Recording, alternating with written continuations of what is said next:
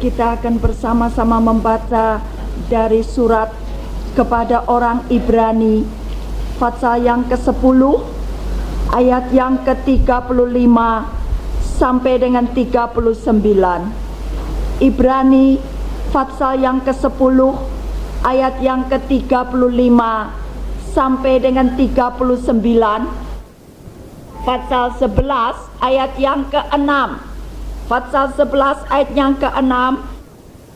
Sebab itu janganlah kamu melepaskan kepercayaanmu, karena besar upah yang menantinya. Untuk itu kamu memerlukan ketekunan, supaya sesudah kamu melakukan kehendak Allah, kamu memperoleh apa yang dijanjikan itu.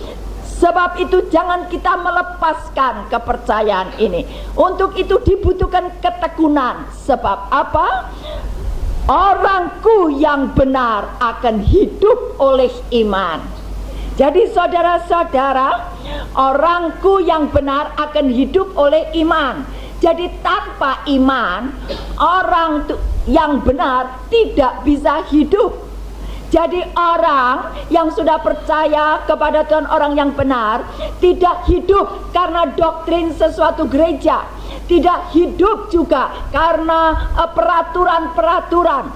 Tidak, kita bukannya dapat hidup oleh kekayaan kita, oleh perusahaan kita, tetapi dikatakan orangku yang benar akan hidup oleh iman. Jadi tanpa iman, orangku yang benar tidak bisa hidup. Jelas saudara, tidak bisa hidup tanpa iman. Lah, hidup yang bagaimana?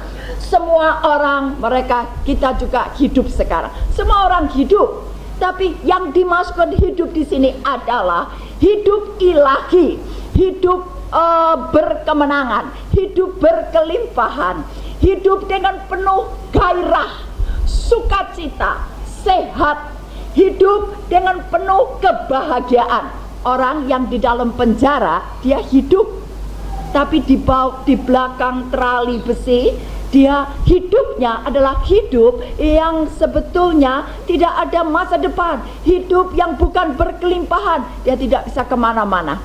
Orang di rumah sakit yang sudah hampir meninggal, penuh dengan segala infus, dilihat masih hidup, tapi sudah tidak hidup lagi. Memang dia masih bernafas, tapi tidak ada kehidupan, tidak bisa gerak, tidak bisa jalan-jalan, tidak bisa makan seenaknya. Saudara, hidup yang dimasukkan oleh Tuhan adalah hidup yang berkelimpahan. Nah, untuk hidup yang berkelimpahan ini, maka kita membutuhkan satu faktor, iman. Orangku yang benar akan hidup oleh iman. Siapa yang benar? Gak ada orang yang benar di dunia, bukan? Nah, di sini dikatakan orangku yang benar. Artinya benar di sini adalah kita dibenarkan. Kita bukan benar karena kita sendiri, tapi kita dibenarkan. Kalau kita membuat baju terlalu besar, itu dikecilkan. Setelah dikecilkan, baju itu pas.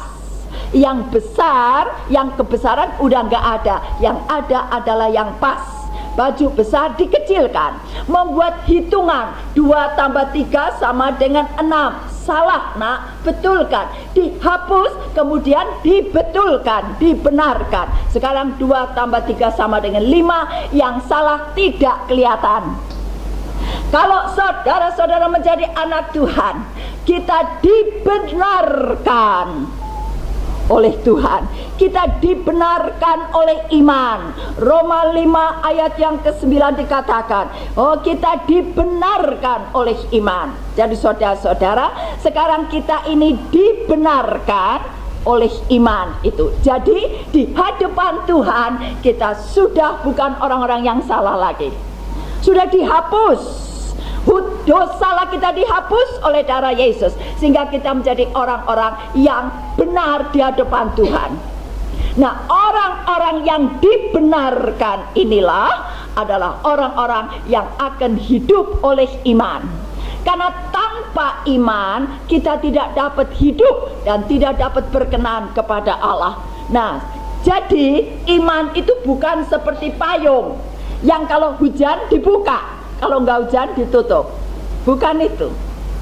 Iman bukan seperti kendaraan yang kita butuhkan untuk pergi ke pasar baru kalau tidak masuk garasi. Saudara, kita hidup oleh iman. Berarti setiap saat, setiap waktu kita membutuhkan iman. Jadi iman itu adalah jalan kehidupan. Iman itu adalah kunci daripada kehidupan kita.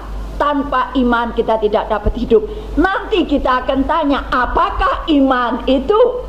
Nah saudara, ada dua macam yang seringkali agak bercampur baur, yaitu iman dan pengharapan. Orang yang sakit berharap sembuh. Yang satu, orang sakit itu mempunyai iman untuk sembuh. Dua-dua ingin sembuh, tapi yang satu pakai pengharapan, yang satu pakai iman. Firman Tuhan berkata, bukan pengharapanmu yang menyembuhkan, tapi apa? Imanmu yang menyembuhkan. Nah, jadi ada perbedaan. Banyak kali kita agak bingung.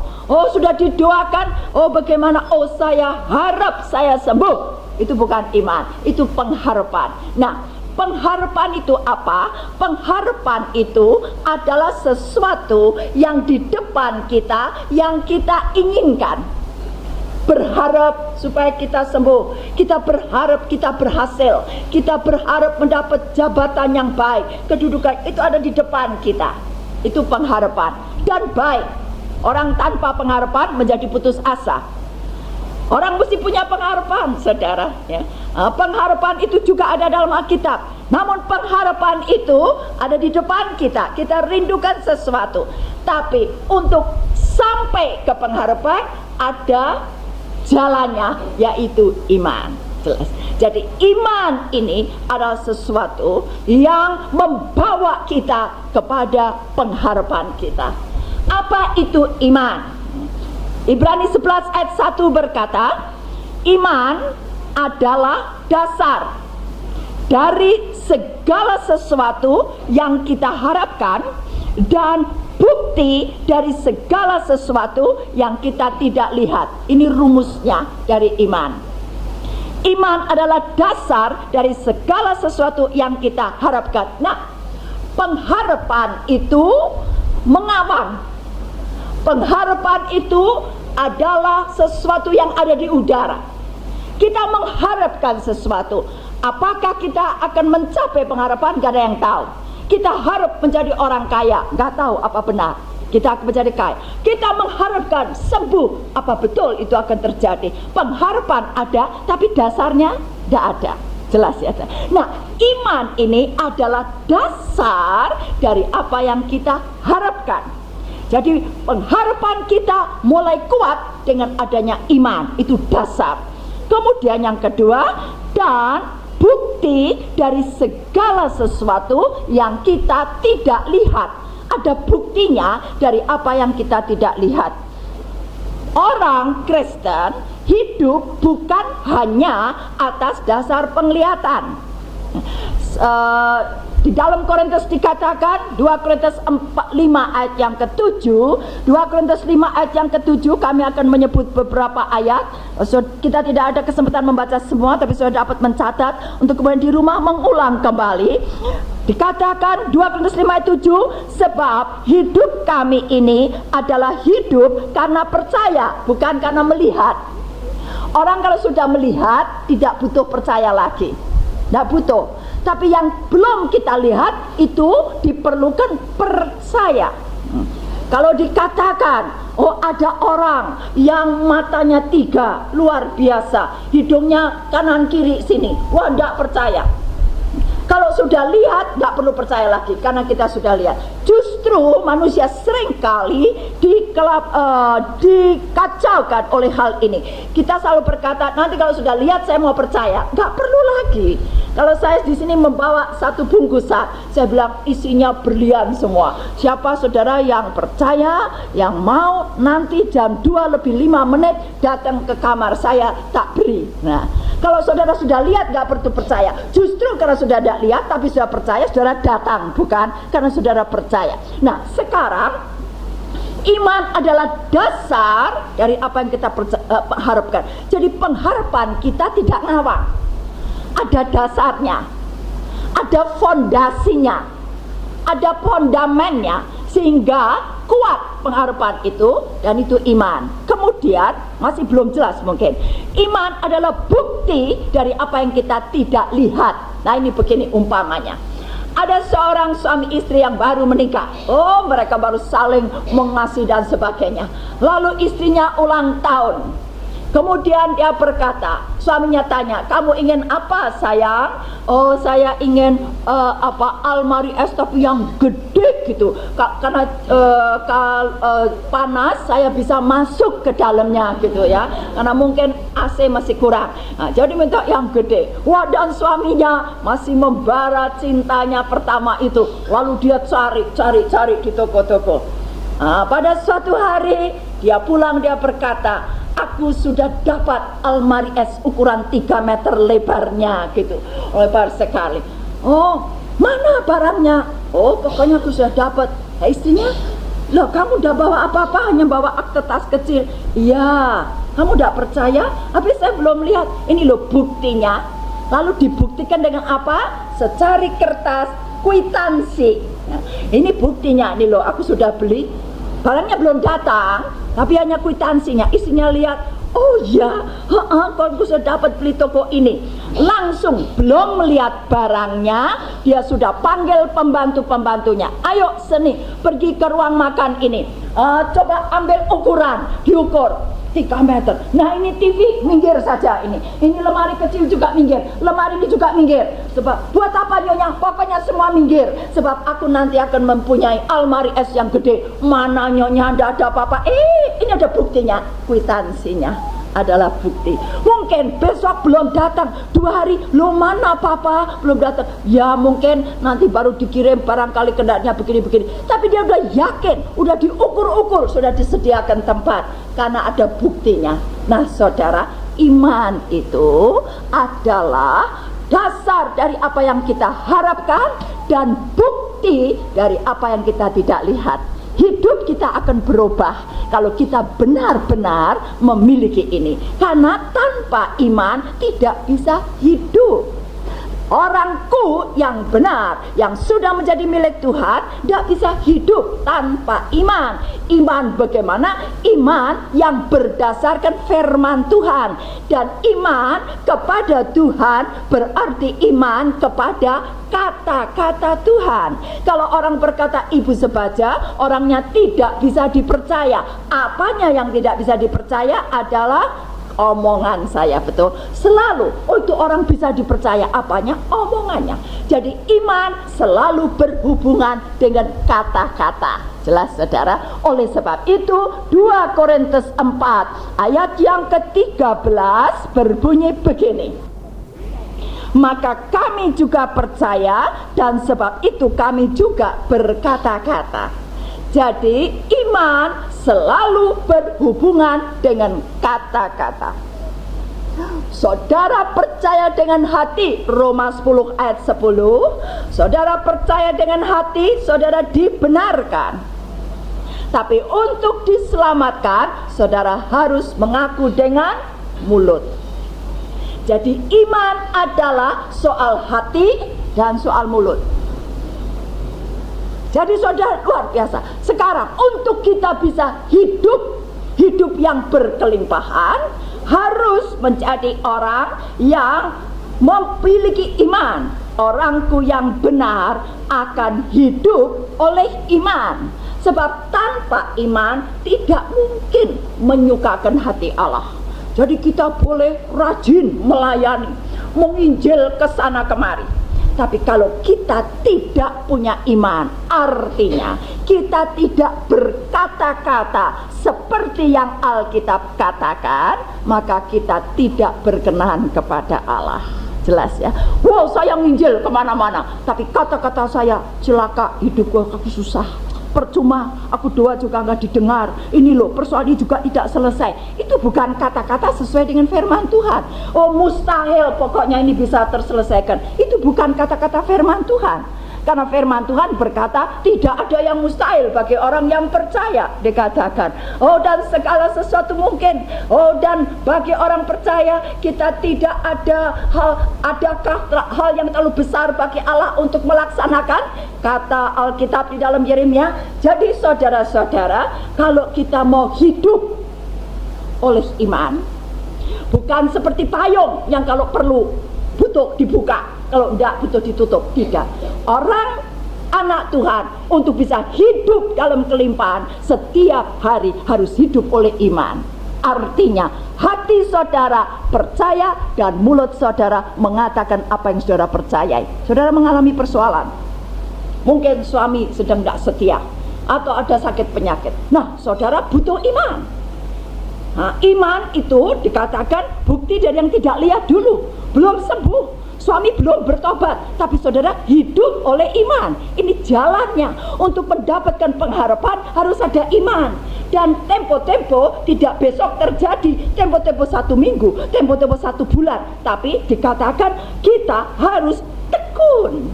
Jangan lepaskan, saudara. Jangan cepat putus asa.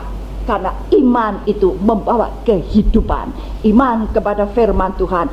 Iman seperti yang Tuhan katakan, orangku yang benar akan hidup oleh iman. Nah, karena iman ini menjadi kunci kehidupan, ini adalah jalan kehidupan, ini adalah satu yang penting. Sekarang saya boleh tanya, adakah orang di dunia ini yang tidak punya iman?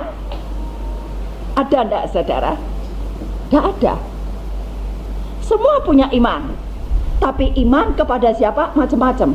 Iman kepada dukun, oh bisa. Iman pada diri sendiri, ada. Iman kepada orang pinter, ada. Iman kepada orang tuanya, kepada warisannya, kepada deposito di banknya, ada. Semua punya iman. Percaya kepada sesuatu yang mereka andalkan. Nah, tapi orang percaya, anak-anak Tuhan, orangku yang dibenarkan hidup oleh iman kepada Tuhan berdasarkan firman-Nya. Karena inilah kunci kehidupan. Orang yang percaya kepada dukun, mereka juga hidup, bisa kaya, tapi hidup mereka adalah kehidupan yang diliputi dengan kematian. Karena mereka tidak mempunyai kehidupan yang kekal. Nah, saudara, hidup mereka hanya sementara. Orang yang hebat, kayanya luar biasa, tapi kalau mati dia nggak bawa apa-apa. Bahkan walaupun sedemikian kayanya, tempo-tempo masih hidup sudah tidak seperti orang hidup. Saya tahu yang memiliki gudang garam.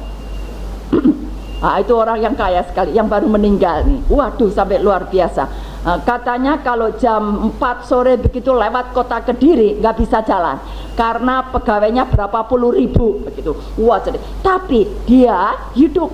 Tapi kalau mau pergi masuk mobil jaga 2 orang polisi apa-apa gitu, karena ketakutan kan uangnya. Makanya nggak boleh makan apa-apa karena udah punya pabrik sendiri, pabrik gula, jadi nggak bisa makan strok. Pabrik apa punya sendiri, jadi nggak bisa makan. Saudara, pabrik kolesterol, jadi nggak boleh makan enak-enak. Lah itu hidup, tapi bukan hidup yang kelimpahan. Dan saya kira saudara, hidup kita ini tidak ditentukan oleh yang hanya sementara ini, karena kita tahu hidup kita adalah kehidupan yang kekal. Tidak besok kalau mati loh ya. Sekarang sudah bisa mengalami saudara kehidupan yang kekal, tapi hidup ini adalah oleh iman. Nah, karena iman ini adalah kuncinya segala sesuatu, maka iman saudaralah yang menjadi sasaran setan. Jadi kalau setan menyerang kita, sebetulnya dia bukan menyerang tubuh kita, bukan menyerang pabrik kita, bukan menyerang kantong kita, bukan menyerang rumah tangga kita. Itu iya, tapi sebetulnya yang menjadi sasaran adalah dia ingin mencuri apa? Iman kita. Dia ingin membinasakan iman kita. Sebab dia tahu kalau kita kehilangan iman, kita nggak bisa hidup.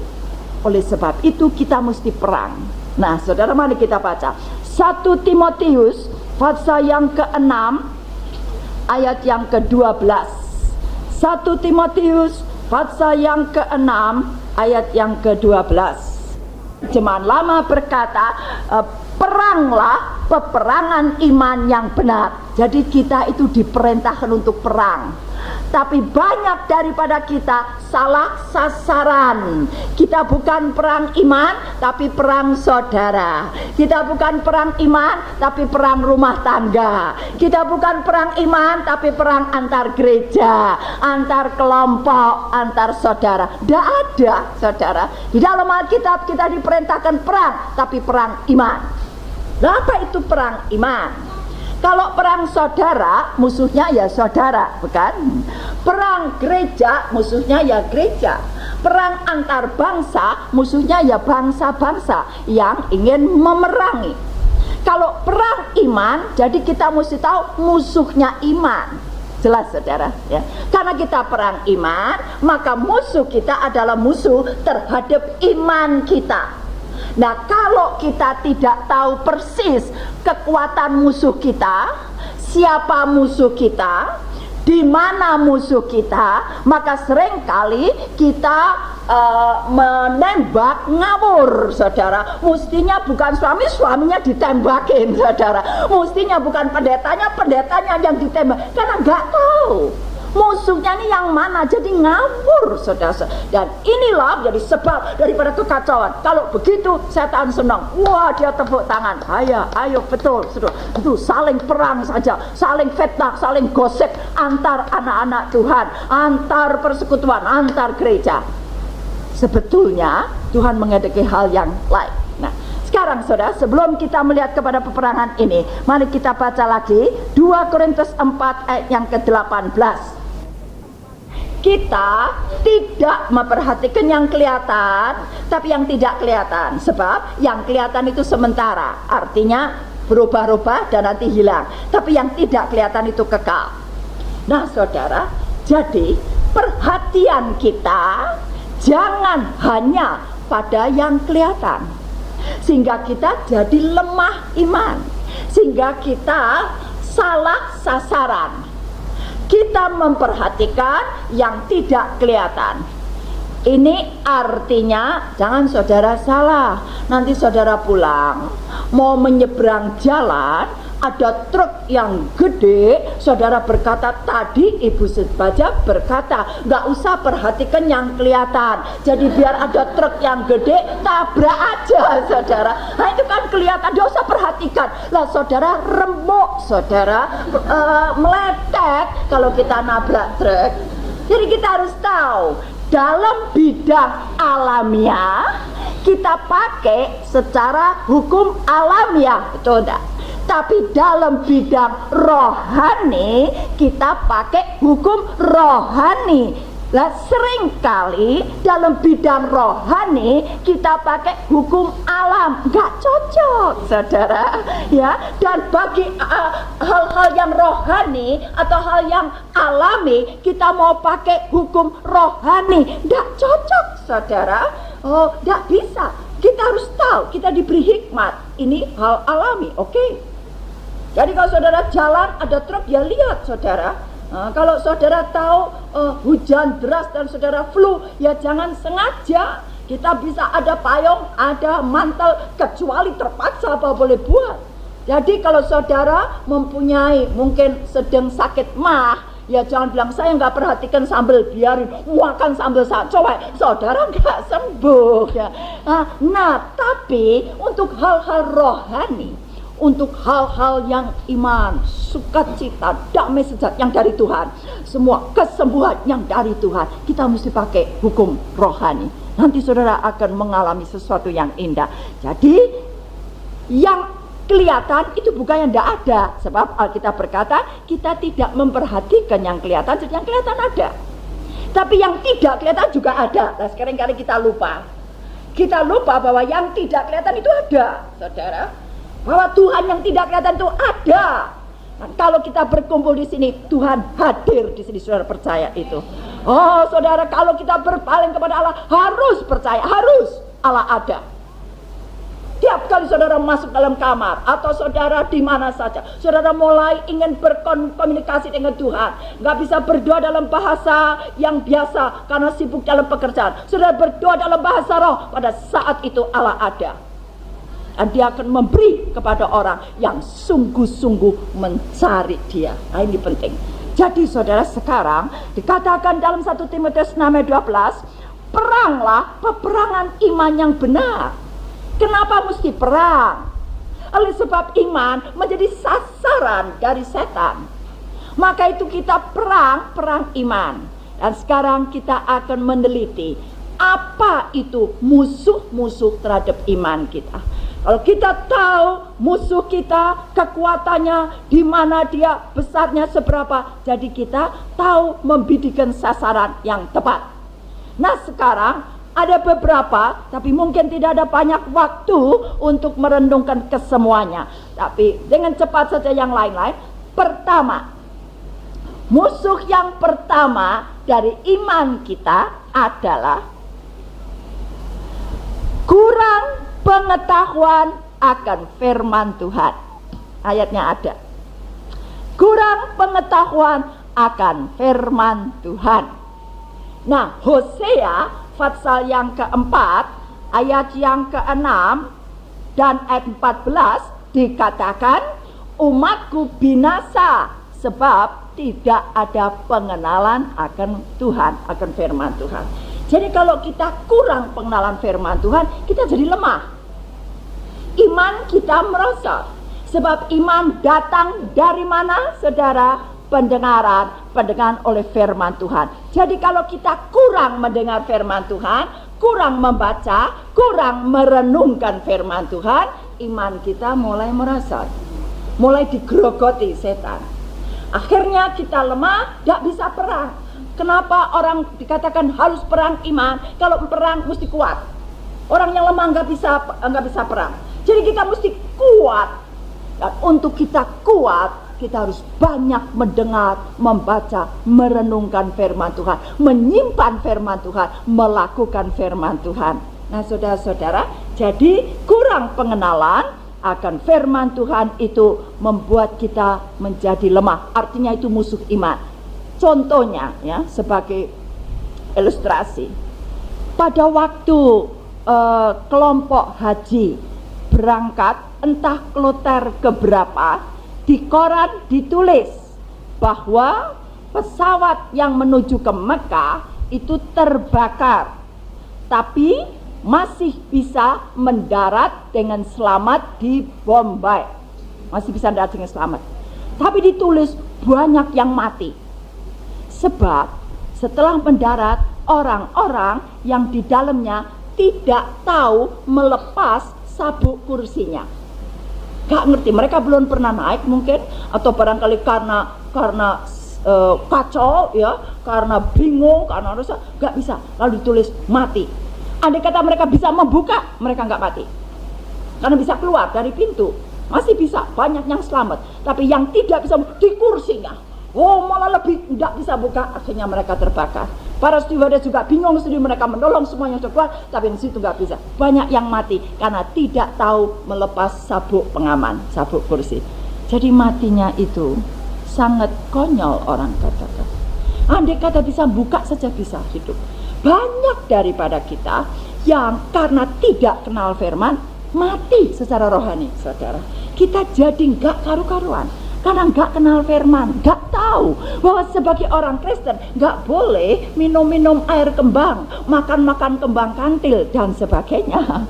Akhirnya mereka jadi hancur, saudara. Nggak tahu. Oh ya, ada orang dari Jakarta, seorang anggota gereja yang sudah lama. Dia mampir ke Semarang, lalu dia dengar ngomong perkara ini itu, lalu dia berkata, oh, saya juga ke dukun itu. Loh, kamu ke dukun? Iya. Habis saya udah berdoa kok rasanya nggak ada jawab. Kalau pergi dukun kok langsung jawab, dukunnya dapat menjawab. Kalau Tuhan kok tidak, saudara. Jadi dia pergi ke dukun. Dia nggak tahu bahwa dengan demikian hancur. Dan kalau saudara hubungan dengan berhala, ada ayat yang begitu begitu jelas mengatakan supaya kita betul-betul berhati-hati. Saya baca, mari kita saudara boleh catat. Yeremia pasal yang ke-7 ayat yang ke-16. Yeremia 7 ayat 16, kemudian Yeremia 10 ayat yang ke-10 sampai 14, Yeremia 7 ayat 16 sampai dengan 20. Saya baca satu ayat saja. Tetapi engkau, kata Tuhan kepada Yeremia, janganlah berdoa untuk bangsa ini. Jangan sampaikan seruan permohonan dan doa untuk mereka. Jangan mendesak aku, sebab aku tidak akan mendengarkan engkau. Loh, jadi doa-doa, sewaktu Tuhan bilang gak bisa, jangan doakan. Aku tidak mau dengar. Kenapa? Saudara bisa baca ayat 17, 18 dan seterusnya. Dikatakan begini, coba kamu tidak lihat di jalan-jalan di Yerusalem dan di kota-kota Yehuda, itu loh, anak-anak cari kayu, bapak-bapak bikin api, perempuan-perempuan masak adonan untuk membuat apem bagi ratu surga, bagi berhala. Anak-anak ambil kayu, bapak-bapaknya bikin api, ibu-ibunya masak untuk membuat panganan buat berhala. Tuhan berkata, jangan berdoa, jangan mendesak, jangan naikkan perut. Aku tidak bisa dengar. Jadi saudara, mereka hancur. Kalau doa kita sudah tidak bisa didengar oleh Tuhan, kita mati. Kenapa? Mereka tidak tahu. Banyak orang Kristen tidak tahu. Karena tidak tahu, maka mereka mulai jatuh dalam banyak dosa, sehingga akhirnya iman mereka menjadi sasaran setan, dicuri. Jadi musuh kita terhadap iman kita adalah adalah kurang pengenalan akan firman. Jadi kalau saudara mau selalu waspada, selalu saudara tahu musuh saudara di mana, banyak baca firman, banyak renungkan. Ada persekutuan, ada kebaktian di gereja, ada kaset-kaset, adakan waktu untuk membaca, merenungkan, supaya saudara kenal firman, supaya iman saudara jadi kuat, supaya musuh tidak dapat menyerang kita dalam hal ini. Yang kedua, musuh terhadap iman kita adalah pengaruh panca indera. Nah saudara, pengaruh panca indera ini adalah musuh terhadap iman kita. Artinya kita udah percaya, tapi karena panca indera, percayanya kita jatuh. Jelas ya? Panca indera itu apa yang kita lihat, apa yang kita dengar, apa yang kita kecap, apa yang kita rasakan, apa yang kita jamah. Itu menjadi musuh bagi iman kita kalau itu tidak selaras dengan firman. Sekarang kita lihat contohnya. Roma pasal yang keempat, surat Paulus kepada orang Roma, pasal yang keempat ayat yang ke-17 sampai dengan 20 terlebih dahulu. Ini adalah contoh daripada orang yang tidak dapat dipengaruhi panca inderanya dan imannya mendatangkan upah yang luar biasa besarnya. Nanti kita lihat contoh dari orang yang imannya gugur karena panca indera. Jadi supaya kita mempunyai cermin, dan kita akan melihat sampai di mana keadaan kita. Nah, di dalam Roma 4:17 ini dikatakan bahwa, saya mulai baca ayat yang tengah saja, di hadapan Allah yang kepadanya Abraham percaya, yaitu Allah yang menghidupkan orang mati dan yang menjadikan dengan firman-Nya apa yang tidak ada menjadi ada. Yang tidak ada bisa ada, saudara, oleh firman Tuhan. Sebab 18, sekalipun tidak ada dasar untuk berharap bagi Abraham, namun Abraham berharap juga dan percaya bahwa ia akan menjadi bapa banyak bangsa. Kemudian 19, imannya tidak menjadi apa? Lemah. Nah, itu kan. Imannya tidak menjadi lemah. Imannya tidak menjadi lemah walaupun, nah ini, ia mengetahui, ini panca indera. Walaupun ia mengetahui bahwa telah menjadi lemah zakarnya, dia tidak lagi dapat berfungsi sebagai seorang pria dalam hubungan dengan wanita. karena usianya telah kira-kira 100 tahun dan bahwa rahim Sarah telah tertutup. Jadi dia tahu dia lemah, dia tahu rahim Sarah sudah tertutup. Semua tahu apa artinya itu bagi wanita kalau rahimnya sudah tertutup. Jadi sudah tidak ada kemungkinan lagi untuk dia dapat mendapatkan keturunan.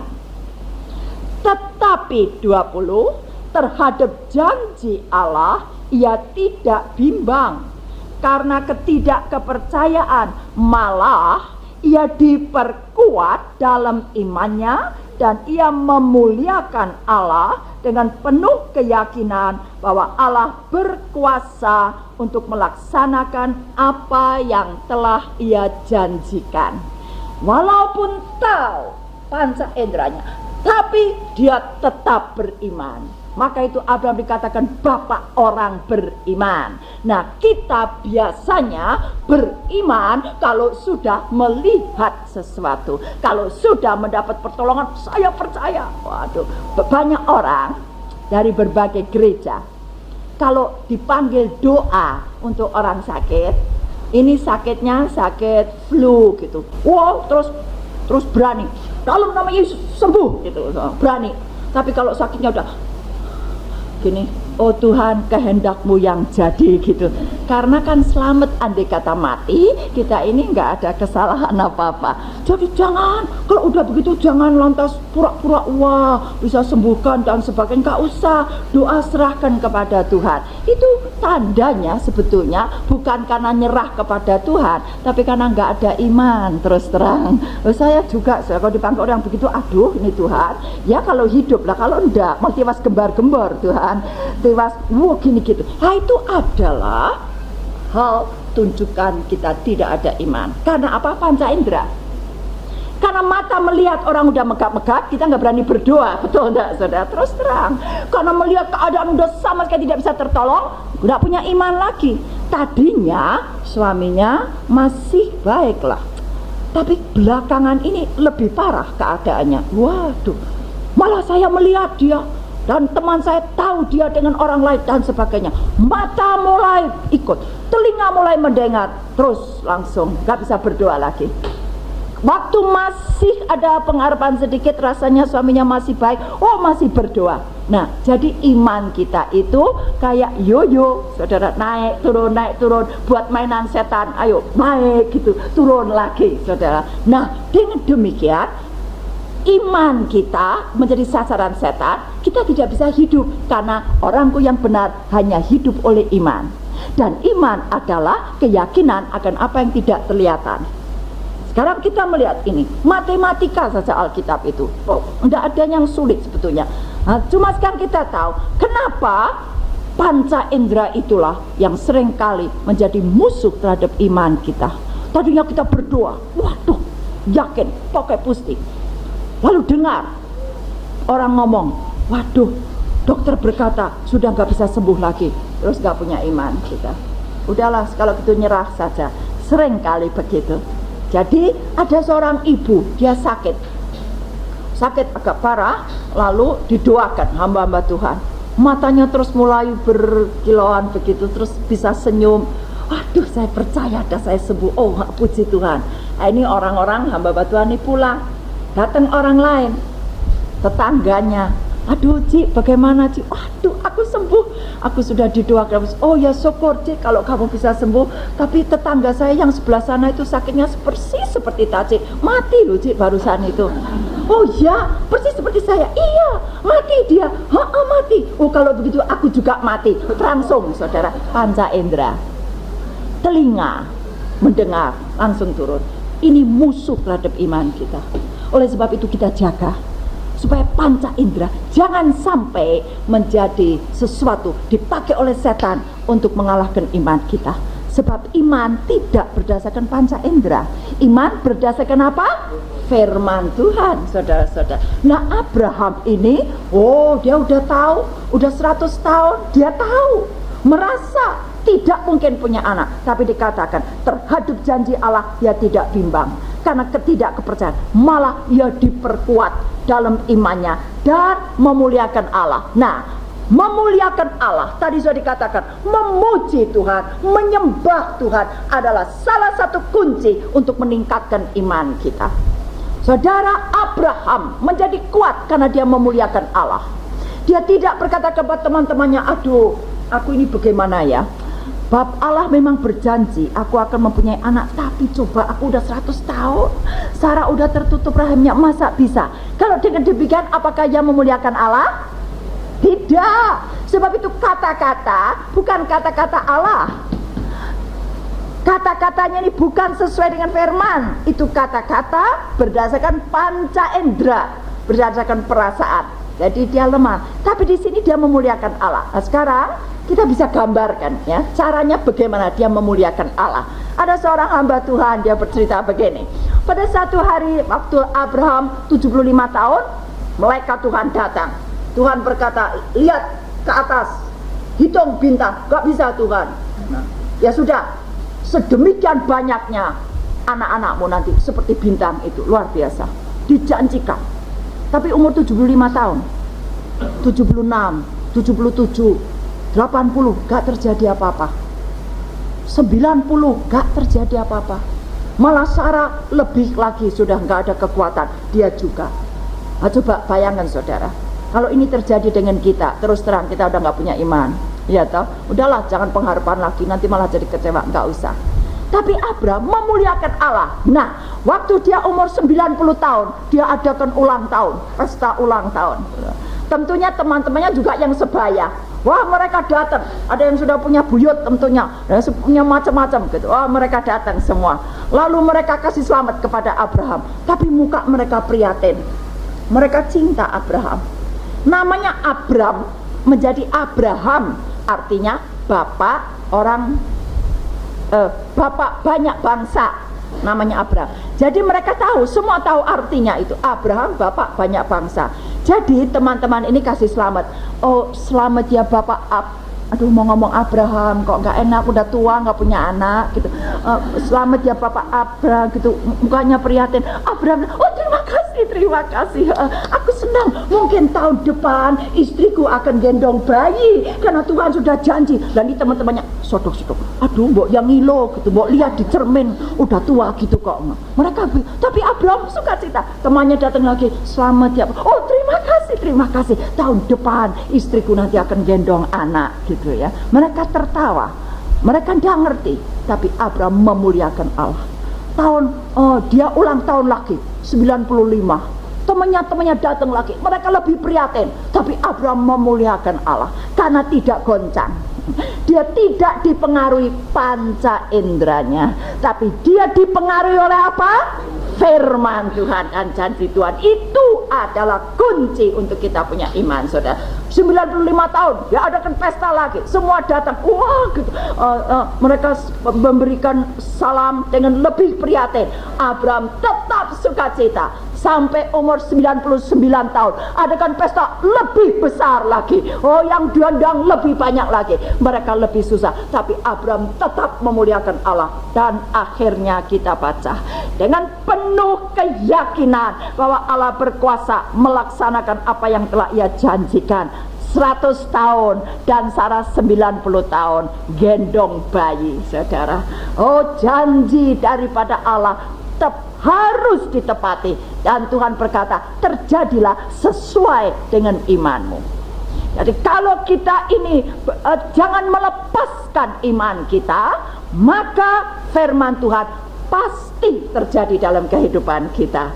Oleh sebab itu panca indera ini menjadi pengaruh, menjadi musuh terhadap iman kita. Kita lihat contohnya lagi, panca indera ini. Saudara-saudara, sekarang kita membaca di dalam 2 Raja-Raja pasal yang ke-6.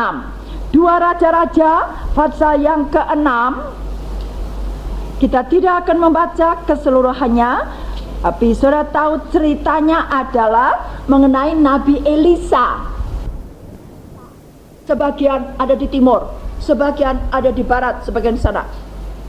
Nanti kalau dengar aba-aba, kamu serang, supaya Israel nggak tahu caranya bagaimana, karena mereka mengadakan penghadangan sana sini. Sudah nurut mereka. Di aba-aba baru mau nyerang, Israel sudah siap. Yang sebelah timur mau nyerang, Israel sudah siap. Loh, kok tahu Israel? Kok tahu tiap kali? Oke, ganti tempat. Sekarang barat daya, timur sana, utara sana. Mereka mulai lagi, siap semua, mau nyerang, Israel juga sudah siap. Rajanya marah. Dia panggil mereka, siapa dari kamu yang menjadi mata-mata? Selalu beritahu Israel, tangkap saja orang itu. Mereka berkata, tidak ada Tuan Raja yang menjadi mata-mata. Kami nggak pernah beritahukan kepada Israel. Tapi Israel itu punya nabi, namanya Nabi Elisa. Dia itu luar biasa. Apa yang raja katakan dalam kamar yang tertutup, dia dengar. Dia tahu, itu dia yang sudah selalu berkata kepada bangsa Israel, kamu jaga di sini, sebab Raja Aram tentaranya mau melawan. Oh, kemudian Raja Aram berkata, sekarang seluruh tentara kerahkan, cari di mana Elisa. Mereka cari, oh ada di kota Dotan, kota kecil. Lalu Raja berkata, pokoknya semua serdadu sekarang, tidak usah perang dulu, kepung kota Dotan, tangkap Elisa. Satu nabi harus ditangkap oleh seluruh tentara kerajaan Aram, saudara. Karena apa? Ini loh, nabi itu lambang firman Tuhan. Nah, dia menyampaikan firman itu adalah kekuatan, itu adalah luar biasa, satu kekuasaan yang luar biasa. Sampai perlu seluruh tentaranya supaya mengepung. Udah dikepung kotanya. Pagi-pagi si hamba dari Nabi Elisa bangun. Dia keluar lihat, waduh Tuan, celaka Tuan. Waduh, tentara dari Raja Aram berkereta, berkuda. Aduh Tuan, katanya. Lah si Elisa enak aja jawabnya, jangan takut, yang menyertai kita lebih banyak dari mereka. Lalu hambanya pikir, masih ngimpi nih Raja Elisa, Nabi Elisa. Masa kita cuma berdua kok, itu begitu banyak, masa yang menyertai kita ini lebih banyak? Gak ngerti, matanya buta, matanya iman, gak lihat. Tapi Elisa punya mata iman, tenang saja, gak takut. Oh, gak dipengaruhi oleh panca indera.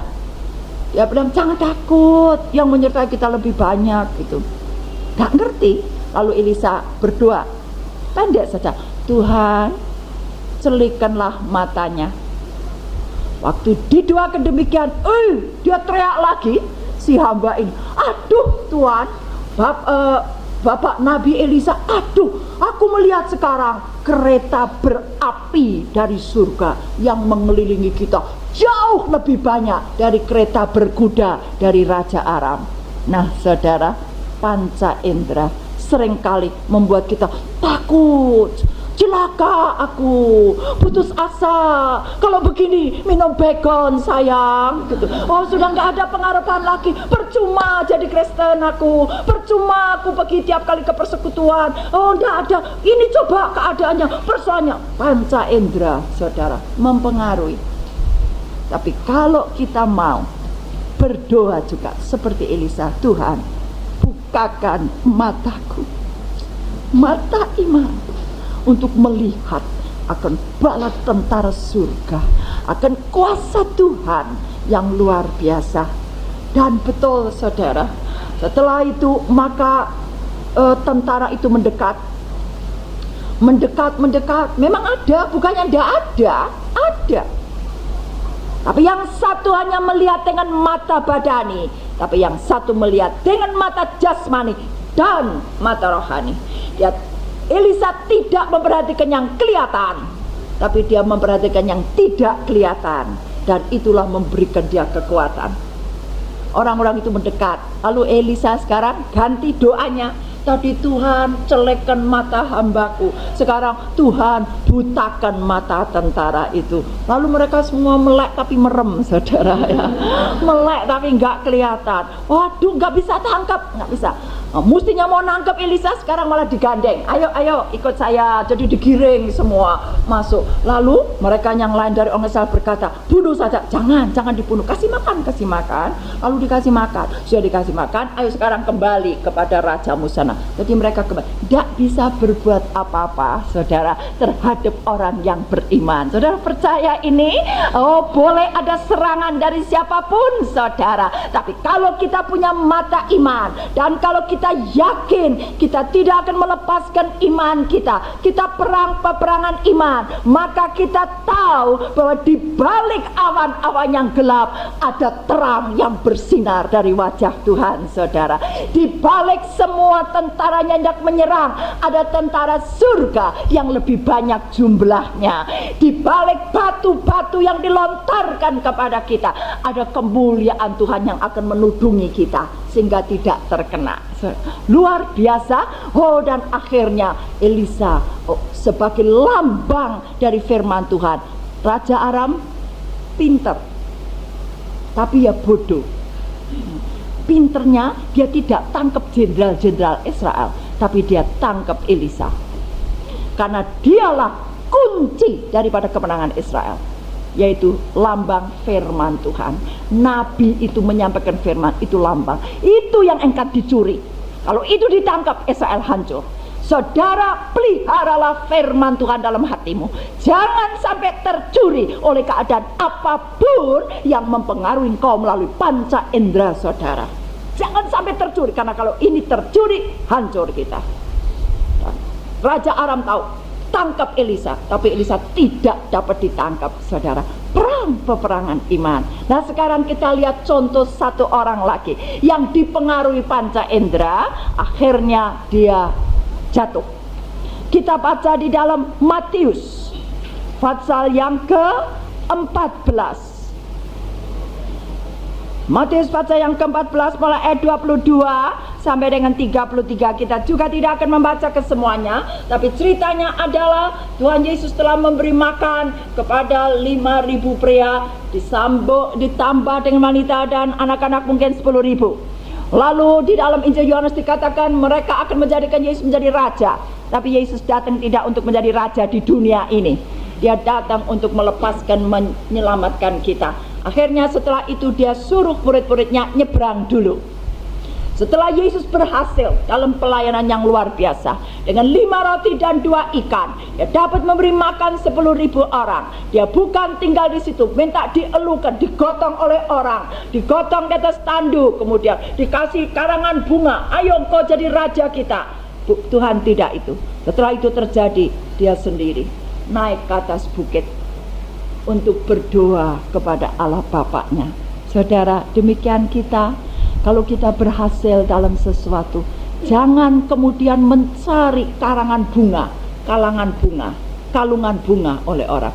Tapi mari kita juga berdiam diri, memberikan segala puji dan hormat hanya kepada Tuhan. Dia naik ke atas bukit, murid-muridnya suruh nyebrang sendiri. Kamu seberang saja. Muridnya seberang. Wah, di dalam perahu mereka sedang sibuk. Konversasinya luar biasa. Aduh, enak ya. Punya Tuhan Yesus, nanti kalau jadi raja kita, wah nggak usah kerja ya. Roti secuil cukup untuk seluruh keluarga tiap kali gitu. Wah luar biasa. Lah ya tadi yang buta melek, yang lumpuh jalan, kusta bersih. Wah kalau dia punya raja. Dan nanti kalau dia raja, Petrus berkata, aku jadi menteri bagian ekonomi ya. Yudas lakukan menteri keuangan. Kamu menteri keuangan, kamu menteri luar negeri. Jadi ribut saudara. Wah sedang punya Tuhan begitu kan luar biasa. Mereka sedang sibuk. Kemudian dalam keadaan demikian, iman mereka yang pada saat itu semuanya diarahkan kepada yang kelihatan, roti yang kelihatan, duit dan kedudukan dan jabat yang kelihatan. Nah, setan datang waktu mereka udah di tengah-tengah laut, dikatakan berapa mil, ada badai, ada angin kencang gitu. Mereka pikir, enggak Pak, kita ahli. Aku tukang tangkap ikan, udah biasa hidup di laut. Ayo sekarang usaha semua, usaha. Gak bisa. Mereka udah putus asa. Air masuk terus, keluar masuk. Badai lebih keras lagi. Akhirnya mereka pikir, Tuhan, apa engkau ini tidak lihat kita ini kayak gini nih loh. Kan kami tadi sudah melihat kuasa Tuhan, sekarang ditinggalkan kayak gini nih, bagaimana gitu. Oh, mereka kira Tuhan tidak lihat. Tuhan lihat tidak, saudara-saudara? Lihat. Nah, seringkali kita dipengaruhi panca indera, apa yang kelihatan. Jadi kita mulai ngomel di sininya. Tuhan gak dengar doa saya, percuma ada begini. Ini loh keadaannya begini nih, malah lebih payah nih. Istriku malah sekarang gak karu-karuan ini, malah pergi sama orang lain. Suamiku juga, wah gak karu-karuan. Nah ini pengaruh panca indera, saudara-saudara. Gak ada iman. Dengan demikian kita tidak berkenan kepada Allah. Tapi Tuhan itu cinta. Tuhan lihat. Jangan kira saudara dalam keadaan goncang Tuhan tidak lihat. Tuhan lihat. Karena saudara adalah kekasih Tuhan. Dia tahu. Dan dia tidak pernah datang terlambat. Dia datang juga tidak pernah terlalu pagi. Dia datang tepat pada waktunya, saudara. Perhitungan kita, Tuhan selalu terlambat. Kalau bisa cepet-cepet sekarang Tuhan, kering datang gitu loh. Kalau tidak dimarahin gitu Tuhan ya. Sebab nolongnya itu kok tidak langsung gitu. Tapi mesti lama, tempo. Nah pada saat itu kita lihat Tuhan tahu. Oh, Tuhan melihat segala perkara. Dia tidak pernah tinggalkan kita. Sekali-kali aku tidak meninggalkan engkau, dan sekali-kali aku tidak membiarkan engkau. Ibrani 13 ayat 5b dan 6. Sebab itu aku tidak takut, karena Tuhan penolongku, kata ayat itu. Nanti sekarang Yesus melihat. Lalu kita baca, kira-kira jam 3 malam datanglah Yesus kepada mereka. Jam 3 malam. Waktu mereka makan kira-kira jam 5, jam 6. Bayangkan itu makan waktu berapalah, kan dibagi-bagi mungkin 1 jam lebih. Setelah itu budalan. Kemudian ini perkiraan jam 8 barangkali mereka mulai nyebrang. Nah, setelah berapa mil, kira-kira mungkin 2 jam, jam 10 mungkin mulai badai. 10, 11, 12, 1, 2, 3. Wah, kira-kira 6 jam. Mereka udah berusaha, sudah putus asa. Kenapa Yesus baru datang jam 3 malam? Enggak tadi waktu badai langsung dia datang ke enak. Tidak, saudara. Justru tidak. Karena ini membutuhkan sesuatu. Nah, kemudian Yesus datang jam 3 malam. Sudah terlalu lat, lihat rasanya. Tapi dia tidak pernah terlambat. Dia datang bagaimana? Caranya dia datang dengan apa? Saudara tadi baca apa? Berjalan di atas air. Dia tidak terbang. Wah, kalau terbang plok gitu kan enak, saudara, mereka bisa yakin. Tapi enggak, dia jalan di atas air. Pada saat itu air sedang bagaimana? Berombak. Oh, luar biasa. Air itulah yang menjadi faktor menyebabkan ketakutan, keresahan, kegelisahan.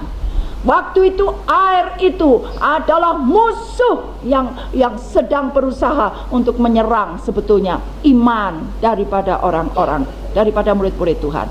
Tapi justru itu menjadi kendaraan Yesus untuk datang kepada murid-muridnya.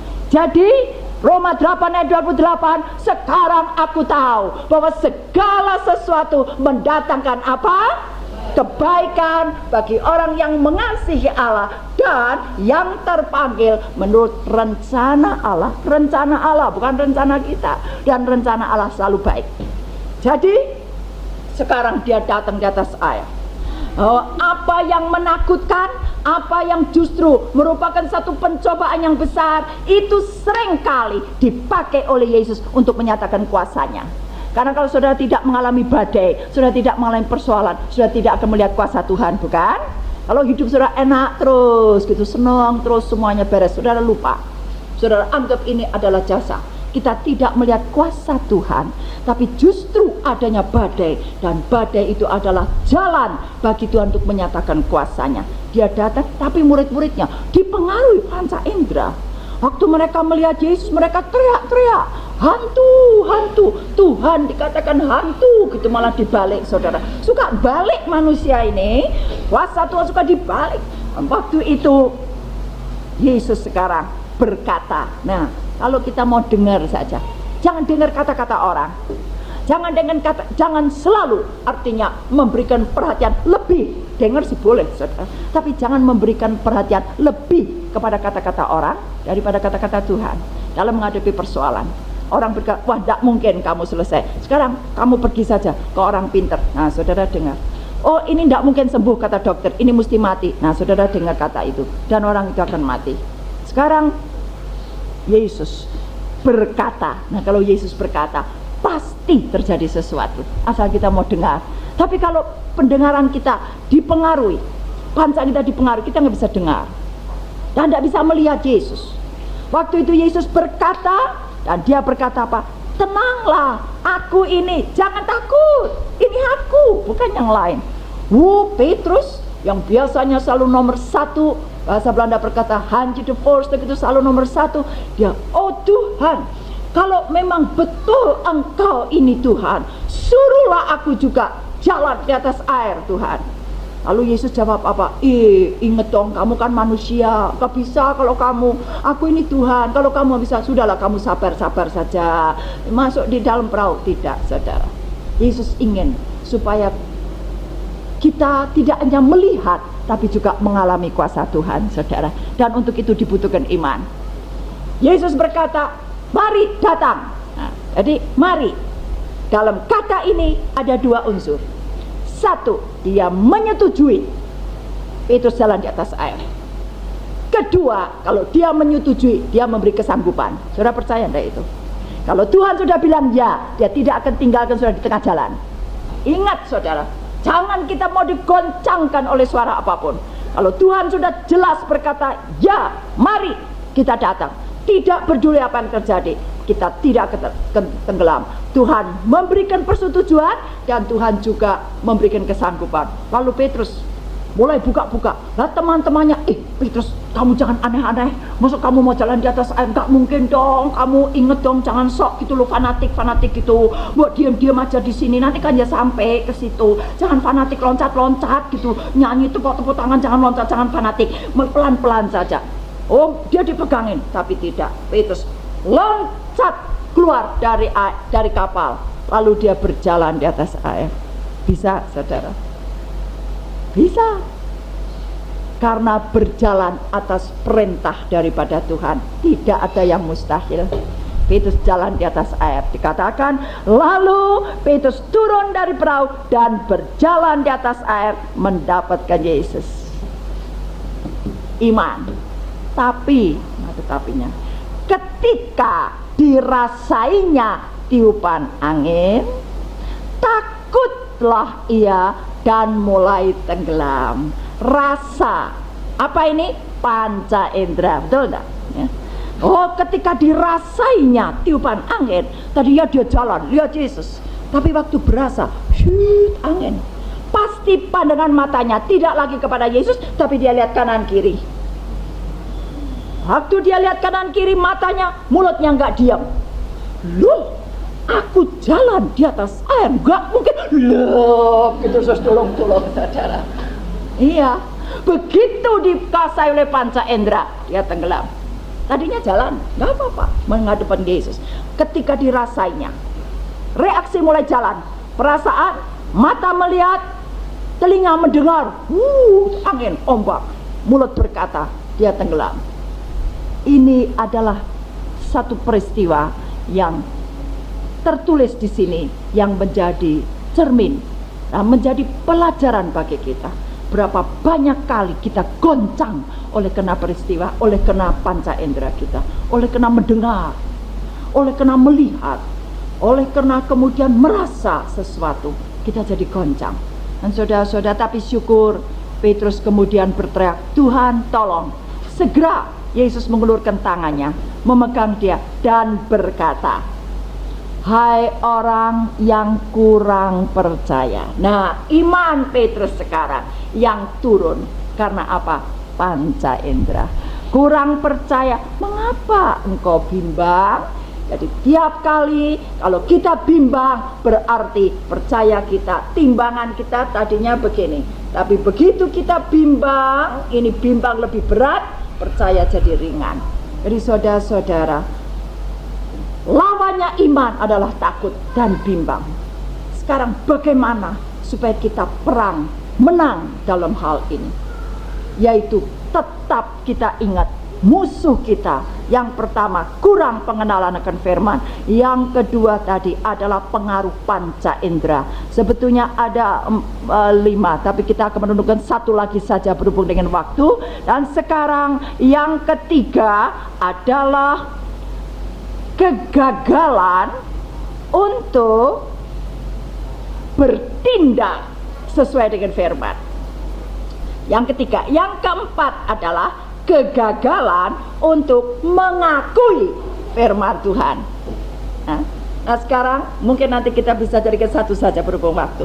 Jadi saudara, yang ketiga adalah kegagalan untuk bertindak sesuai dengan firman Tuhan. Jadi begini, kita lihat saja contohnya. 2 Raja-Raja pasal yang keempat. 2 Raja-Raja pasal yang keempat, mulai ayat yang pertama sampai dengan ayat yang ke-7. 2 Raja-Raja pasal 4 ayat yang pertama sampai dengan yang ke-7 adalah peristiwa seorang istri yang telah menjadi janda. Suaminya adalah bekas nabi yang kemudian meninggal. Lalu salah seorang dari istri ini datang kepada Elisa dan berkata, "Elisa, hambamu suamiku sudah mati.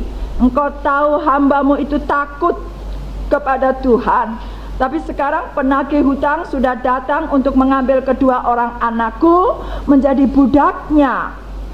Saya belum bisa langsung bayar, Tuhan. Suamiku sudah mati. Dia seorang yang takut kepadamu. Tapi penagih hutang akan mengambil 2 anakku sekarang menjadi budaknya. Bagaimana Elisa?" Lalu Elisa berkata, "Ada apa di rumahmu?" "Gak punya apa-apa. Sudah saya jual, ya. TV-nya udah, videonya juga sudah, mobilnya juga sudah." Andai kata dulu ada, udah dijual, gak punya apa-apa. Lah, yang masih ada apa? Ya, minyak sebotol sebuli-buli. Gak masuk akal. Minyak sebotol, nanti masih untuk goreng tempe, dan kalau sudah itu udah habis dah, ya. Lalu Elisa berkata, "Oh, kamu masih punya minyak sebotol?" "Iya, Pak." "Begini, kamu pergi ya ke semua tetangga-tetanggamu, pinjem gentong, jangan sedikit loh, pinjem yang banyak, yang gede-gede, yang banyak gitu, jangan sedikit." Dengerin, untuk apa bikin? Kalau sudah, kamu masuk kamar, kunci pintu dengan anak-anakmu, lalu ambil minyak yang sebotol, lalu tuangkan dalam gentong-gentong yang banyak itu. Masuk akal enggak, saudara? Enggak masuk akal. Andai kata si wanita ini pikir sendiri, "Aduh Tuhan, wong botol minyak hanya sebotol, pinjem gentong 1 saja sudah kebanyakan. Masa saya mesti pinjam kemana-mana, Tuhan? Aduh, buat apa itu? Nanti sudah capek-capek kesana gendongin gentong-gentong, masa sebotol minyak suruh tuang." Tidak masuk akal. Tapi saudara, iman adalah percaya apa yang tidak kelihatan, ya. Dan dasar dari pengharapannya adalah dia bisa bayar hutang. Itu pengharapannya. Ini dasarnya sekarang iman kepada kata-kata daripada Nabi Elisa yang diurapi oleh Tuhan. Lalu wanita ini kita baca langsung dia mulai pergi, panggil 2 anaknya, "Kamu pergi ke tante Herlin sana di sana, ya. Kamu pergi ke Om Gunawan juga. Kamu pergi ke Bapak Pendeta Setiono sana. Ayo sana pergi. Semua kita bagi. Ada apa, Mama? Pinjem gentong, ya, pinjem gentong. Buat apa, Ma? Pokoknya pinjem gentong. Mama juga pergi." Dia lari, lari, ketok pintu. "Oh, Dek, Cik, Jeng punya gentong. Buat ayo pinjem ini. Ada satu yang gede, ya gede." Oh, bawa pulang tuh. Lari sana. Tetangganya bilang, si istri itu udah mulai miring. "Lari sana, lari sini, bawa gentong-gentong." "Buat apa itu, buat apa?" Oh, mereka udah mulai tertawain, udah ngerti. "Dek, ada apa kamu? Susah ya kamu, kok cari gentong-gentong buat apa sih?" gitu. Tapi dia diam. Ini iman. Ini panca indera tutup. Ini perang. Kalau dia dengar kata-kata dari tetangga-tetangganya, gak jadi pinjam gentong. Karena dia mulai mikir, dengar mulai, iya ya, botol minyak sebotol, suruh pinjam gentong, jangan sedikit katanya, yang banyak, untuk nanti dituang. Aduh, ngapain nanti cuma bikin kotor si gentong satu saja, ya udah biarlah kembalikan. Tidak, saudara, dia percaya. Karena iman adalah dasar dari apa yang diharapkan dan bukti dari apa yang belum terlihat. Jadi dia lari ke sana, lari ke sini, bawa gentong. Udah banyak. Elisa berkata, masuk kamar, kunci pintu. Ini penting. Kalau tidak masuk kamar, kalau di luar, itu gentong ditaruh begitu, lalu ibu ini pasti tetangga nonton semua, ada apa ini ibu. Lalu dia ambil botol minyak sebotol tadi, mau tuang, semua lihat. Oh, mereka akan berkata, bu, pikir dong, anget ya kamu, panas ya, udah, oh panas mungkin ya, itu bagaimana. Nah, dia jadi goncang. Maka itu Elisa berkata, masuk kamar, kunci pintu. Saudara, dalam menghadapi persoalan-persoalan, jangan kesana kemari, masuk kamar dulu, kunci pintu, ngomong sama Tuhan, bergumul sama Tuhan, saudara, dan taat kepada firman. Nurut, kunci pintu, lalu mulai nuang. Si ibu ini mulai nuang. Anak-anaknya gak tahu ada apa ini. Lihat, tuang terus, tuang, gak habis-habis, tuang. Udah penuh, katakan kalau udah penuh, singkirkan. Yang lain lagi, tuang lagi, tuang lagi, sampai penuh. Sudah semua penuh, dia tanya, masih ada lagi nak? Gak ada ibu, semua sudah penuh, semua sudah penuh. Kalau tadi cuma pinjam satu, dia cuma dapat satu gentong. Sekarang dia pinjam sebanyak mungkin. Setelah selesai, taat, berangkat lagi ke Elisa. Bapak Elisa, sudah, semua gentong sudah terisi. Lalu Elisa berkata apa? Jual. Dari pendapatannya bayar hutang, dan dari lebihnya kamu hidup, kamu dengan kedua anaknya. Luar biasa, saudara. Minta cuma bisa bayar hutang, tapi Tuhan beri lebih. Karena apa? Iman dengan tindakan, saudara-saudara. Akhirnya dia bisa hidup dari lebihnya. Dia tindak dengan bertindak, saudara-saudara. Bukan berpikir, berdalih. Wah, tidak mungkin. Sudah, nak, kamu bisa pinjam satu saja cukup. Andai kata begitu, dia akan kecewa. Kenapa dia cuma pinjam satu? Akhirnya, kalau cuma satu gentong, sudah satu gentong dan tidak cukup untuk bayar. Saudara, iman itu adalah keyakinan akan apa yang tidak lihat dan dasar dari pengharapan kita. Kita tidak dipengaruhi oleh panca indera. Iman adalah bertindak sesuai dengan itu. Nah, panca indera tadi dikatakan menjadi musuh daripada iman kita. Namun sekarang, yang ketiga adalah tidak bertindak sesuai dengan firman Tuhan, itu menjadi musuh. Jadi begini, umpamanya, saudara lihat contoh ini, dan banyak sekali contoh-contoh dalam Alkitab tentunya, di mana dengan tindakan mereka mendapatkan sesuatu. Umpamanya, sekarang bagi kita, barangkali saudara tidak, mungkin saudara banyak hutang, lalu tidak akan berkata, tidak akan ada seorang pendeta yang mengatakan sana pinjam gentong, mungkin tidak. Tapi ada banyak hal lain. Mungkin saudara susah, saudara punya beban terus, dan firman Tuhan berkata apa? Jangan susah, serahkan segala khawatirmu kepada Dia, nyatakan segala keinginanmu dengan doa, permohonan dan pengucapan syukur, maka damai sejahtera Allah yang melebihi segala akal kepikiran kita akan mengawali hati dan pikiranmu di dalam Yesus Kristus.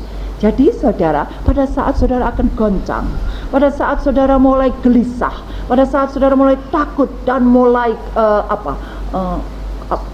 resah sekali, bimbang, saudara baca tiap hari. Oleh sebab itu, kalau tidak kenal firman, tidak ada kuncinya, tidak ada iman.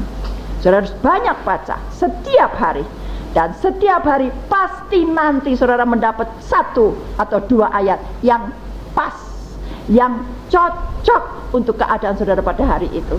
Harus percaya itu, karena firman Tuhan ini luar biasa. Semua ada, saudara. Hal-hal yang tadinya kita tidak pikirkan itu ada. Umpamanya saya cerita satu kesaksian. Ada seorang ibu, mungkin saudara pernah dengar, dia dipanggil satu keluarga. Ini rumahnya besar sekali keluarga ini. Seluruhnya kalau sudah salah 3 hektar atau begitu. Dia ini punya peternakan ayam. Nah, keluarga ini rumahnya banyak kuasa-kuasa kegelapan. Lalu mereka memanggil ibu ini. Dan ibu ini dijemput. Sampai di depan hek, ibu ini lihat, aduh, itu lapangan luar, luas sekali, tidak apa. Tapi yang paling mengerikan, dia melihat ada banyak sekali anjing-anjing di situ. Ya, anjing milik daripada yang punya peternakan ayam. Nah, ibu ini pernah digigit anjing. Jadi dia takut, saudara. Waktu di mobil dia melihat begitu, lalu si yang punya rumah yang menjemput ini berkata, ya maaf, anjing saya ini kolokan. Kalau nanti saya turun, semua akan menyambut saya. Tapi nggak apa, Taci nggak usah takut, karena ada saya, dia tidak akan gigit. Tapi si Taci ini pikir, si ibu ini nanti kalau dia turun, tapi memang anjing gonggong. Nah dia pikir, aduh, turun, dia tanya itu berapa anjingnya semua, ya kira-kira 50 gitu, malah ada lebih, sebab ada yang belakangan ini punya anak-anak lagi. Oh, lalu dia pikir, Tuhan, aku ini pernah digigit anjing, kalau nanti aku turun 50 ekor anjing gonggong, itu konsep yang false, tidak enak didengar. Wah, takut dia, saudara. Di dalam mobil dia berkata, Tuhan, aku takut ada anjing. Tuhan ngomong apa? Buka Keluaran 11 ayat 7. Saudara mau lihat Keluaran 11 ayat 7? Mari kita baca. Luar biasa firman Tuhan ini, lengkap, penuh dengan semuanya. Keluaran pasal yang ke-11 ayat yang ke-7 berbunyi begini. Tetapi kepada siapa juga dari orang Israel, seekor anjing pun tidak akan berani menggonggong. Loh saudara, ada anjing gonggong di Alkitab. Baik kepada manusia maupun kepada binatang, supaya kamu mengetahui bahwa Tuhan membuat perbedaan antara orang Mesir dan Israel. Harus ada perbedaan antara orang anak Tuhan yang sudah dibenarkan dan orang yang belum percaya, harus ada. Oh, dia baca ini, oh terima kasih Tuhan, nanti nggak ada anjing yang akan gonggong terhadap aku, satu pun tidak, karena aku ada perbedaan. Tuhan tidak gonggong, tapi kalau satu gigit Tuhan bagaimana? Masih nawar lagi, saudara. Tuhan cinta. Baca katanya Daniel 6 ayat 23. Suruh baca Daniel. Jadi di dalam mobil dia cepet-cepet baca Daniel 6 ayat 23. Di situ dikatakan Tuhan mengirim malaikatnya untuk mengatup mulut-mulut singa sehingga gak bisa membuat sesuatu kepada Daniel. Luar biasa. Waktu dia baca itu dia senang. Oh Tuhan, anjing gak ada yang gonggong dan tidak ada yang menggigit karena malaikat-malaikat mengatup itu. Dia turun dari mobil, saudara, dengan kakak itu.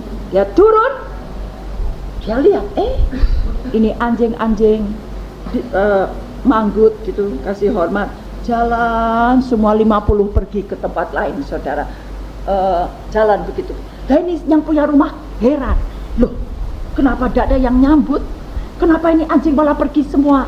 Nah, yang punya rumah ini berkata, kok aneh Ci, kenapa anjing saya semua pergi, nggak ada yang gonggong. Lalu nyonya ini ibu ini berkata, kamu tahu nih, aku udah dapat firman, aku ini orang pernah digigit anjing, aku takut. Dan aku berdoa, Tuhan berkata, tidak ada seekor anjing pun yang gonggong. Yang punya rumah juga heran, saudara. Oh ya, lalu pergi semua ini, tidak ada yang gonggong. Mereka masuk dalam ruang tamu, ngomong, mari minum makan. Tidak, kita berdoa aja dulu. Akan keliling ke rumah itu. Ini ibu lupa bahwa tadi ada banyak anjing. Dia keluar begitu, lalu dia ingat, anjing-anjing tadi di mana? Dicari, saudara. Oh, semua itu baru mesra-mesraan 50 anjing. Diam tiduran di satu pojok begitu di lapangan yang luas. Tidur dia semua. Dia heran, luar biasa. Nah, si nyonya ini yang punya rumah berkata, luar biasa ini anjing. Biasanya ada orang masuk walaupun sudah kenal, dia selalu menggonggong. Begitu ngomong gede, kring, bel bunyi, saudara. Hek depan dibuka. Siapa yang datang? Langganan ayam yang kira-kira 1 minggu 1 kali atau 2 kali datang. Begitu langganan ini masuk, anjing ini seperti dalam satu perintah berdiri semua, 50 gonggong semua. Tapi orang ini nggak takut karena dia udah kenal, jadi cuma gonggong saja. Oh, dia ketawa, wah ramenya ada orang, kesana kemarin gonggong semua. Waktu sudah masuk, ngomong-ngomong lagi. Nah, si langganan ayam tanya kepada ibu tadi, Bu, wah ini saya ini sebetulnya tiap kali ke situ tapi anjing-anjing tapi saya nggak takut. Ibu ini baru pertama kali datang. Iya, lah waktu ibu tadi datang anjing-anjing gonggong, nggak ada yang gonggong, semua minggir. Loh kenapa Bu bisa begitu? Ini ada perbedaan antara orang Israel dan orang Mesir, dikatakan nggak ada yang gonggong. Lalu dia nginjil saudara kepada bapak ini, oh dan dia mulai tahu siapa Tuhan, luar biasa.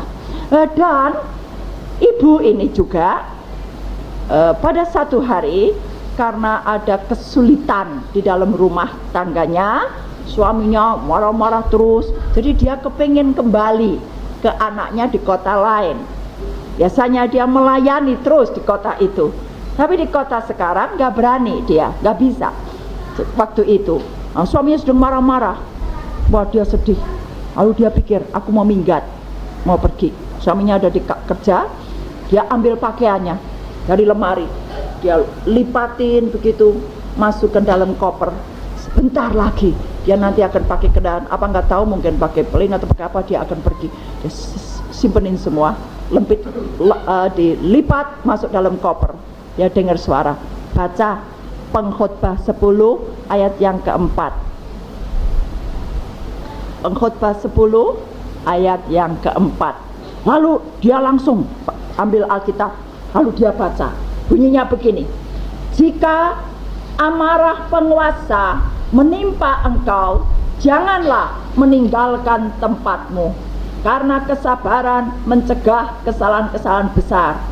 Dia bilang Tuhan gak ngerti apa artinya. Tuhan berkata, ganti penguasa dengan suamimu. Dia baca, jika amarah suamimu menimpa engkau, janganlah meninggalkan tempatmu.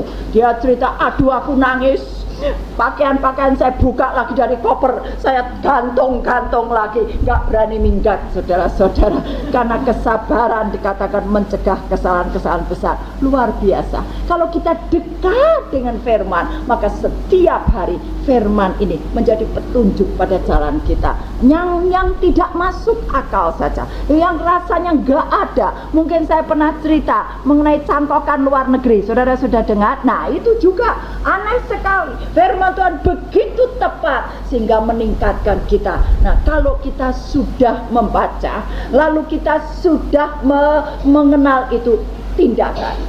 Kalau ibu tadi toh dia pergi meninggalkan tempat, tidak akan menjadi baik. Tapi karena dia taat kepada firman Tuhan, suaminya pulang dari kantor begitu manis dan diajak pergi makan di luar. Saudara-saudara, Tuhan luar biasa. Jadi mesti taat. Seringkali kita udah kenal firman tapi kita tidak melakukannya. Mungkin saudara ada sakit hati terhadap seseorang, tidak bisa mengampuni. Pada satu pagi saudara membaca, doakanlah orang yang memusuhi engkau, janganlah simpan dendam. Nah saudara mesti taat. Langsung Tuhan ampuni dia, Tuhan berkati dia. Lakukan saudara. Dengan demikian maka kita akan meningkat. Musuh-musuh iman ini akan dikalahkan. Peranglah peperangan iman, maka dan rebutlah hidup yang kekal. Jadi sekarang kita tahu bahwa musuh terhadap iman kita yang pertama adalah kurang pengenalan akan firman Tuhan, sehingga kita mudah menjadi runtuh iman kita. Kedua adalah pengaruh panca indera. Ketiga, kalau kita gagal untuk menindakkan firman Tuhan, kalau kita tidak melakukannya, namun kita hitung-hitung, berdalih, berpikir-pikir, maka ini pun akan merupakan sesuatu musuh terhadap iman kita. Yang keempat adalah gagal untuk mengakui dengan mulut kita firman. Saya ambil satu contoh saja, sebetulnya ada beberapa. Sekarang kita akan membaca dari Injil Markus pasal yang ke-7. Markus pasal yang ke-7 sebagai contoh, satu contoh saja daripada kalau kita gagal mengaku iman kita. Saudara-saudara, di situ ada seorang perempuan dari daerah Tirus, bukan seorang Yahudi. Dia punya anak kerasukan dan dia dengar tentang Yesus. Lalu dia datang kepada Tuhan. Lalu dia minta-minta, oh Tuhan, tolong anakku ini kerasukan. Tuhan tidak jawab, didiamkan saja.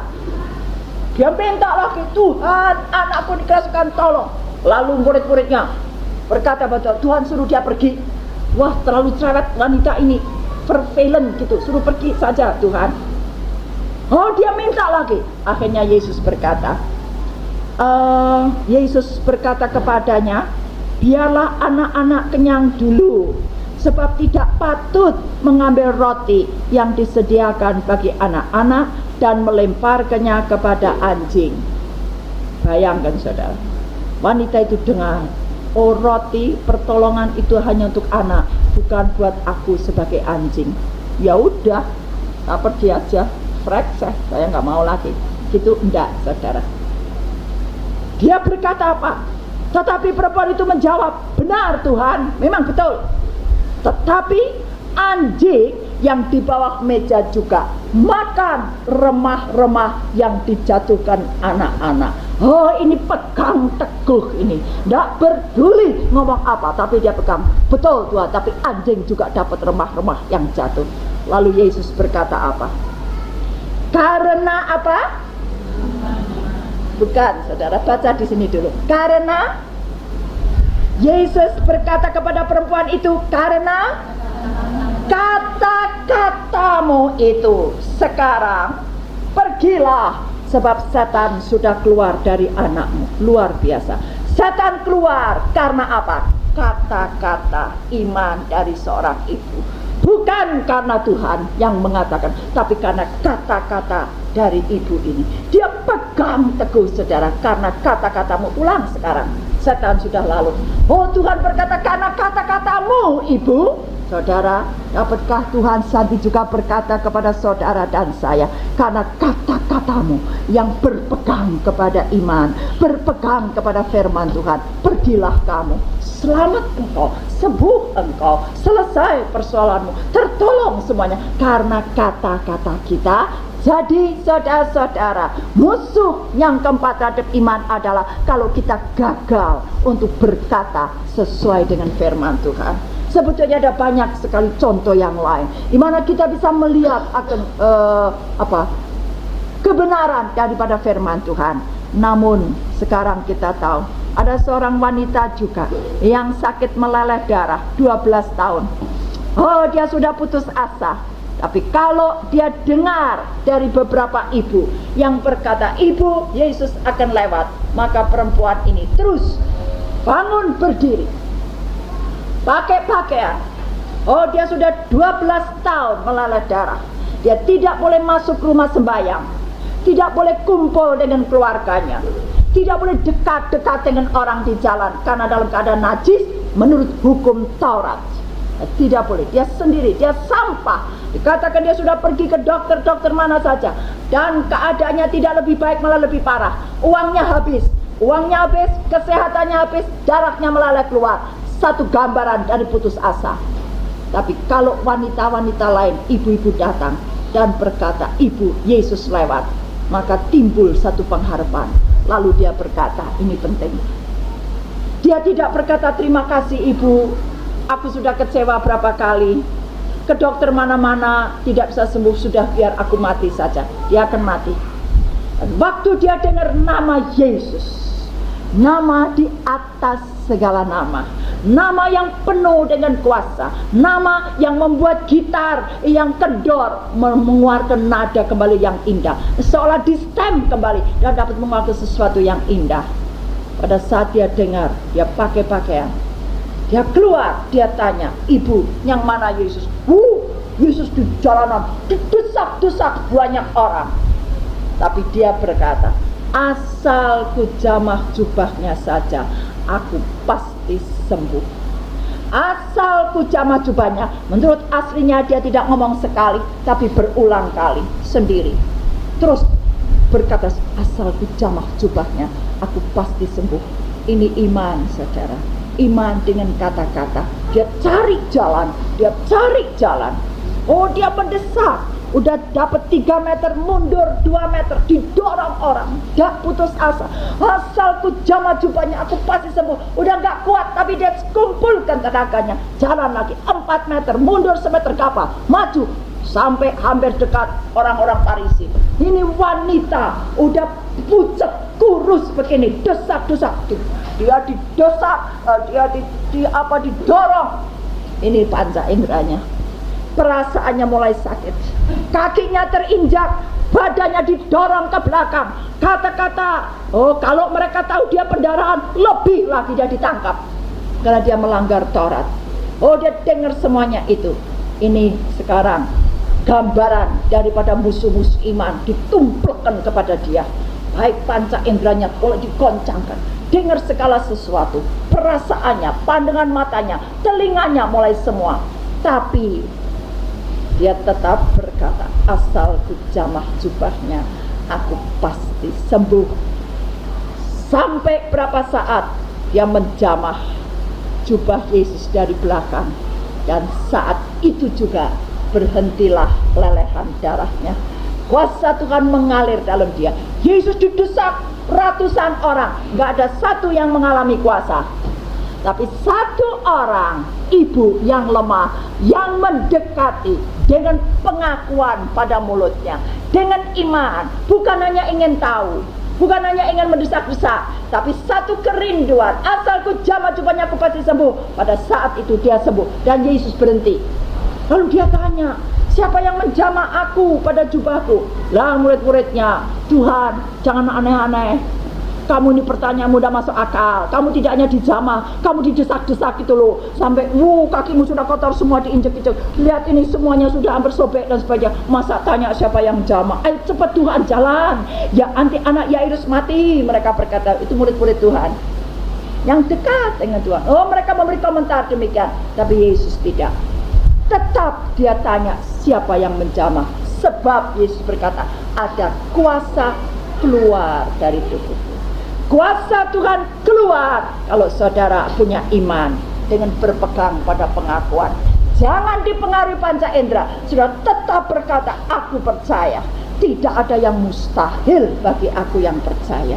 Aku percaya oleh bilur Yesus aku disembuhkan. Aku percaya bahwa tidak ada perkara yang terlalu besar bagi Tuhan sehingga dia tidak dapat menyelesaikan. Aku percaya suamiku akan bertobat. Aku percaya istriku akan berubah. Saudara, katakan terus. Walaupun banyak tantangan, panca indera dipengaruhi, tapi kita akan tetap. Dan pada saat itu perempuan ini tidak bisa lain. Dia datang kepada Yesus. Kita semua tunduk kepala dan tutup mata. Mungkin ada di antara saudara satu atau lebih yang membutuhkan sesuatu dari Tuhan, yang membutuhkan penguatan iman, yang membutuhkan pertolongan. Entah saudara seperti mau tenggelam, entah saudara dalam keadaan sakit putus asa, entah saudara dalam keadaan persoalan ekonomi, entah saudara merasa dikepung dan oleh banyak musuh, entah saudara merasa seperti sudah mustahil seperti Abraham, tidak mungkin persoalanmu dapat terselesaikan.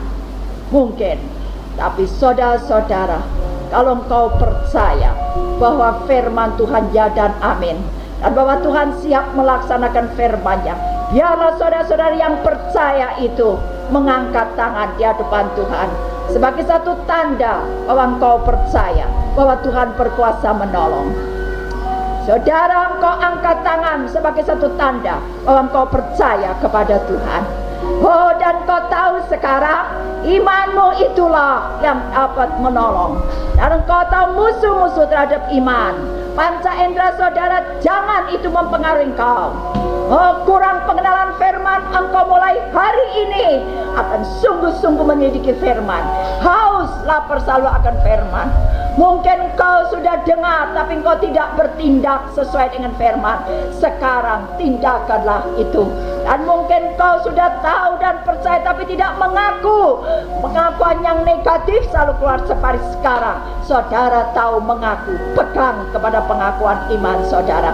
Tuhan kami Yesus Kristus, Engkau melihat tangan-tangan yang terangkat Tuhan. Oh, sedemikian banyak yang membutuhkan pertolongan-Mu. Engkau berjanji Tuhan, kalau firman-Mu disampaikan, Engkau akan meneguhkan dengan tanda-tanda ajaib yang menyertainya. Tuhan, Engkau nyatakan kuasa-Mu. Sekarang kami berdoa Tuhan,